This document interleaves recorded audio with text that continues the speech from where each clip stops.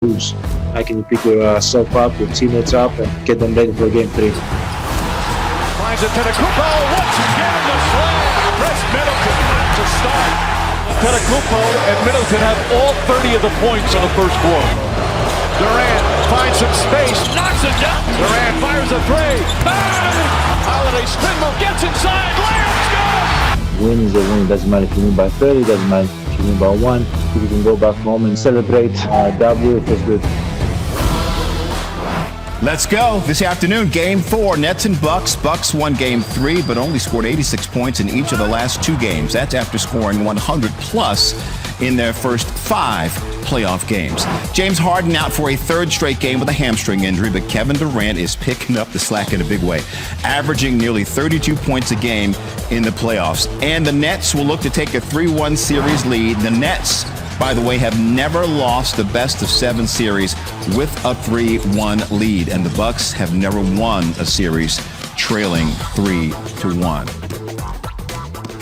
For more, let's bring in our NBA analyst. Oh, that's not Monica McNutt. That's Charles Barkley. What's up, Charles Barkley? How you doing? Wait, what a second. Charles is on the show today? Yeah, he's right there. You see him? You're kidding? He's right there. Charles, it's a big anniversary, Charles. Well, here's a big day for you. Oh, Jay asked me to come on and say some nice things to you, Hannah. Hey, happy birthday, girl. Oh, yeah, I'm Surprise! Thank you. Oh, I love you. I love you. And hey, Charles, do you remember many years ago, it was like an incredible birthday for me because we were at Chicago Stadium and it was a triple overtime game. Phoenix Suns beating the Chicago Bulls. I mean, what do you remember about that day? It was one of the coolest games I've ever played in. Because they already were boarding up the city and everything, thought we were going to get swept. So it was a very special day. I'm not going to lie. And remind people what you said afterwards in your post game about saving the city. Yeah, I said we're going to save the city. We're going to save the city. Hey, Hannah, we had to listen to that all day about don't destroy the city. The city's boarded up everywhere. Right. By the time the game started, we said there's no way we're going to lose this game. Oh my gosh, there is a picture they're showing on the screen. I don't know if you ever turned video of me, you, Look and at that KJ. hair. Well, not on Charles, but Charles, on you. you look great. You still look great. But that was, I just remember and back in the day, and Charles, now you're on the other side, you're on the media side, but I was literally right there on the bench. Right? I mean, we would talk. I remember talking to Cedric Ceballos the entire game. We could hear just everything. Wow. Right, Charles? Well, first of all, because you were beautiful, we like talking to you sitting beside the bench. If somebody was like Jay or Stephen A was there, we wouldn't talk to them. That's right. That's exactly right. I'm not mad at that. I totally get it. Oh, my gosh. So, Charles, I mean, you remember how special that time was, and Phoenix was just absolutely rocking. It was such a blast. That obviously was a win at the old Chicago Stadium. It was so fun being there, playing in those games in that era. I mean, what does it mean to you now to see the Suns and what this franchise is doing? Well, I'm very proud of Chris and Book and DeAndre and Money and all those guys. Hannah, the reason I live in Phoenix, they have the best fan base in the NBA. Win or lose, they're going to love you. Now you're winning. It's just a raucous place. I'm really happy for those guys. And, man, it's so much fun. And I think they're going to wrap it up tonight. I truly believe that. You do. All right. Going for the sweep.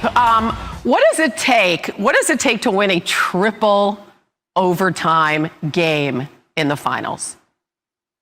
Oh, it takes a lot of breaks, because, in triple overtime, obviously there's 1 or 2 plays, maybe just one play could go one way or the other. Number one in regulation, but also in every overtime, there's one play or another can win it or lose it.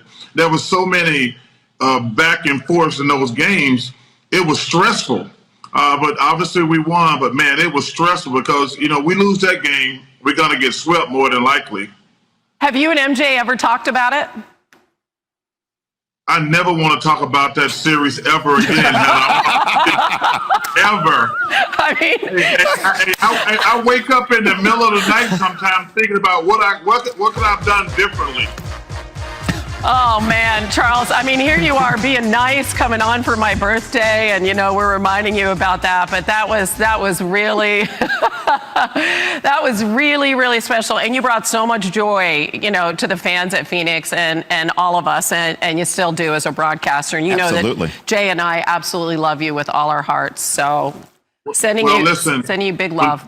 Jay asked me to come on for your special day. Listen, I'm so proud of your success. You've been amazing. You had an amazing career. And Jay, I love you like a brother. But Hannah, this is just about your special day. Happy birthday. Thank you. Thank you, Charles. I love you. Bye. Thank you so much. Charles Barkley says he roots against all super teams. These quotes are lengthy, but they're really good. I'm going to read them too. I think it's worth hearing it all. Charles says, I'm not a fan of super teams.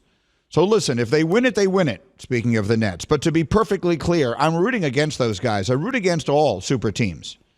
If I'd known you guys were going to make fun of me for not winning a championship, I would have joined a super team back in my day. Me and Patrick Ewing and Karl Malone and John Stockton. But I feel good about my legacy. I'm pretty sure Patrick and John and Karl do too. LeBron started this super team thing in Miami, and hey, it's the way the game is played now. To go back to my day, even though we didn't win the championship, the Sixers were worth watching. The Knicks were worth watching. The Pacers were worth watching when Reggie was there. Same thing with Atlanta and Dominique. I just don't think it's good for business. But these young kids, they all fold to peer pressure and feel like they've got to win a championship or their life sucks. Fascinating quotes from Charles Barkley. Because I think there's so much in that to unpack. First of all, as one who came of age loving this sport in the 70s and then very much so in the golden age, which were the 80s and the 90s, he's talking about all-time great players who never won a championship. And you can say it's because Michael's teams kept beating them all, but they all got there and they all knocked on the door. Charles played him in the finals. Ewing played him tough as hell in the playoffs. It felt like almost every single year. And obviously Stockton and Malone played him in the finals in back-to-back years, and both those series went 6. They had chances to win. Charles went 6 games. In the finals in 93 with Michael. So they had chances to win, and they don't.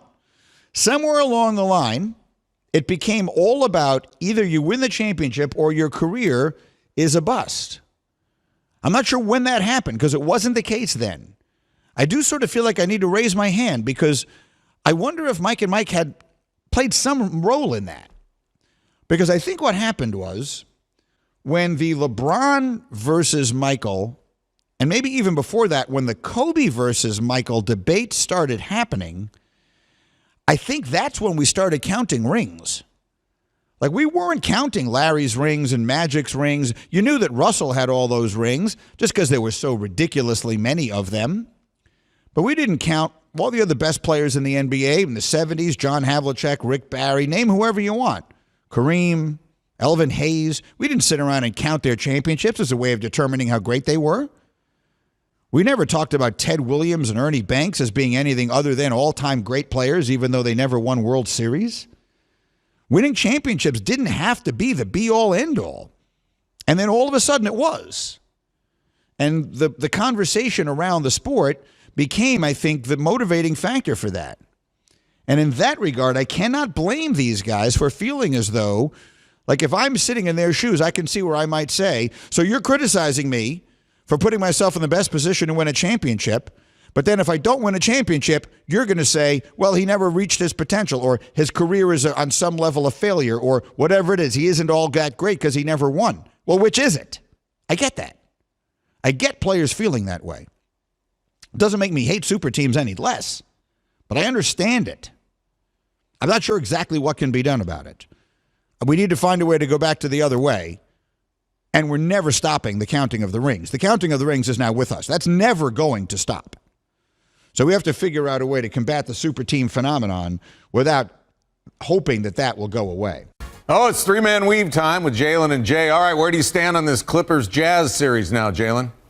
Well, Donovan Mitchell left with an injury. It doesn't look like he's going to be serious, but he also was hobbled in the previous game. So if he's not 100% for the rest of the series, I feel like the Clippers will have what it takes to actually come back and win this series. With that being said, it'd be hard-pressed for me to believe the number one team in the league, the Utah Jazz, will get a 2-0 lead and lose 4 out of 5 games. So I still feel like they're in pole position to advance in this series. Well, Neil, the biggest question coming into Game 3 was, where are you, Paul? Where are you, George, right? And Paul, I am right here, George, came to the table when he played tonight.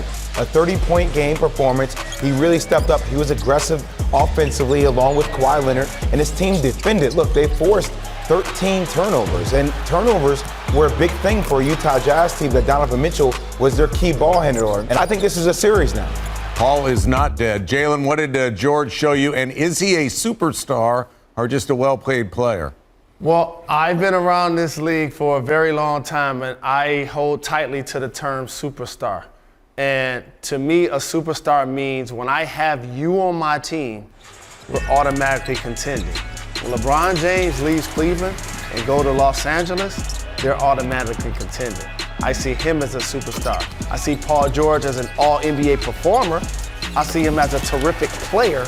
I don't necessarily see him as a superstar. For me, they're probably off the top of my head, maybe 8 or 10 superstars in the entire NBA.